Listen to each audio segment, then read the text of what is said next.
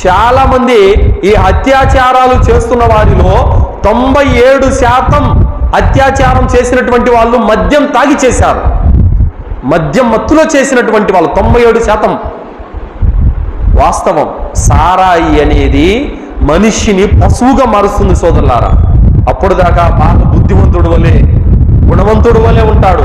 ఎప్పుడైతే సారాయి గొంతులో పడిందో దాని తర్వాత ఇంక అతను మృగమైపోతాడు. ఎదురుగా ఉన్నది తల్ల, చెల్ల, అక్క ఎవడు చోటు, వావి లేదు, వరుస లేదు. ఇంకా ఆ విధమైనటువంటి పరిస్థితి ఉంటుంది సారాయి తాగితే. అందుకే అల్లాహ్ సుబ్హానహు వ తఆలా ఖురాన్ గ్రంథంలో తెలియజేశాడు, యా అయ్యుహల్లదీన ఆమను ఇన్నమల్ ఖమ్రు వల్ మైసిరు వల్ అన్సాబు వల్ అజ్లాం.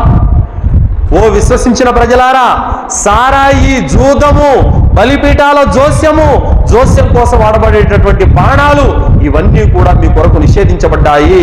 రిజ్సుం మిన్ అమలి షైతాన్, ఇవన్నీ కూడా శైతాన్ యొక్క జుగుప్సాకరమైనటువంటి పనులు. ఫజ్తనిబూహు లఅల్లకుం తుఫ్లిహూన్, వీటిని విడిచిపెడితే మీకు సాఫల్యం ఉందయ్యా అని అల్లాహ్ సుబ్హానహు వ తఆలా చెప్పాడు. వాటిని విడిచిపెడితే సాఫల్యం ఉంది, వాటిని విడిచిపెట్టలేదంటే కనుక నష్టం ఉంది. అయితే అల్లాహ్ సుబ్హానహు వ తఆలా ఖురాన్ గ్రంథంలో ఒక మాట తెలియజేశాడు. ప్రజలు నిన్ను మద్యపానం గురించి అడుగుతున్నారు ఓ ప్రవక్త. యస్అలూనక అనిల్ ఖమ్రి వల్ మైసిర్, ప్రవక్త నిన్ను ప్రజలు మద్యపానం గురించి, జూదం గురించి అడుగుతున్నారు. ఈ రెండింటిలోనూ నష్టం ఉందని వాళ్ళకి చెప్పు. అయితే అల్లాహ్ తాలా అంటున్నాడు, ఈ రెండింటిలో ప్రాపంచిక పరంగా కొన్ని లాభాలు ఉన్నాయి, ఉన్నప్పటికి కూడా నష్టం మాత్రం ఎక్కువ ఉందని అల్లాహ్ అంటున్నాడు.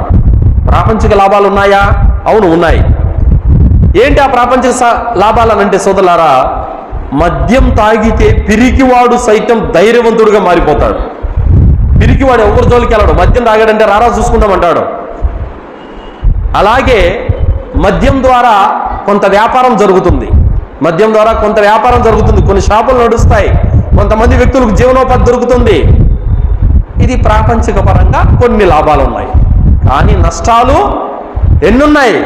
తాగితే వాడు భార్యను కొడతాడు, తల్లిని తిడతాడు, మానభంగం చేస్తాడు, రేపులు చేస్తాడు, కిడ్నాపులు చేస్తాడు, దొంగతనం చేస్తాడు, చెడులు, నష్టం ఎక్కువ. అలాగే ఈరోజు యువత చాలామంది, అంటే పెద్దోళ్ళు మద్యం తాగుతూ ఉంటారు. ఏ బ్రాందీ షాప్ దగ్గర, ఏ బార్లోనో, ఏ ఇంటి దగ్గర ఏడొక చోట గుడ్డి కింద తాగేసి వాళ్ళ పాటుకు వెళ్ళిపోతూ ఉంటారు. కానీ యువత అలా కాదు.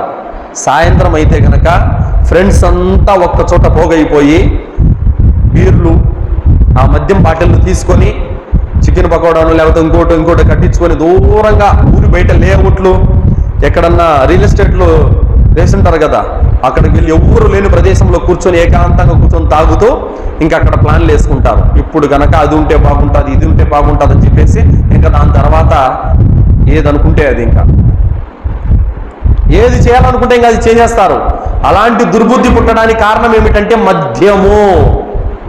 దైవ ప్రవక్త ముహమ్మద్ రసూలుల్లాహ్ సల్లల్లాహు అలైహి వసల్లం వారు చెప్పారు, ఏ వ్యక్తి అయితే మద్యం సేవిస్తాడో ఆ వ్యక్తికి అల్లాహ్ సుబ్హానహు వ తఆలా తీర్పు దినం రోజున నరకంలో సీనతుల్ కబాల్ త్రాపిస్తాడు.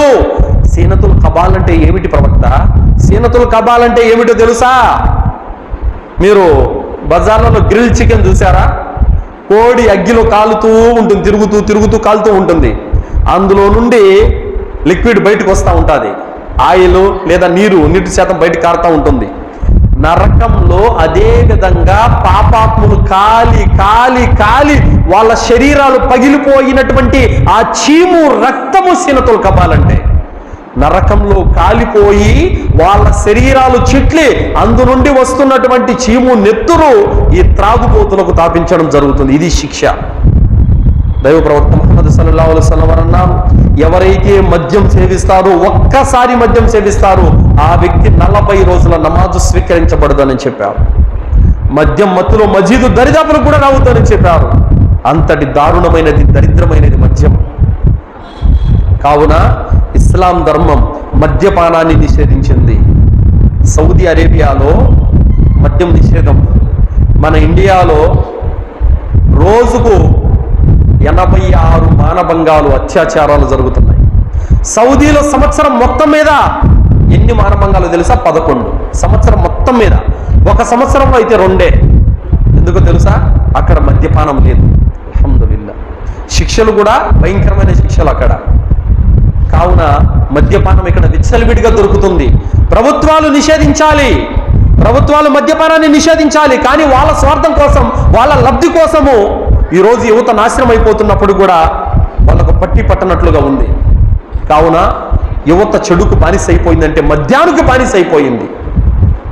బ్రాందీ షాపుల దగ్గర కూడా పిల్లోడు వచ్చాడు, వీడికి ఇవ్వచ్చా ఇవ్వకూడదు అన్నటువంటి ఇంకిత జ్ఞానం కూడా లేకుండా 10 ఏళ్ల పిల్లోడికి మద్యం అమ్మే పనే, 11 ఏళ్ల పిల్లోడికి మద్యం అమ్మే పనే, ఆడవాళ్ళకి అమ్మే పనే, మగవాళ్ళకి అమ్మే పనే.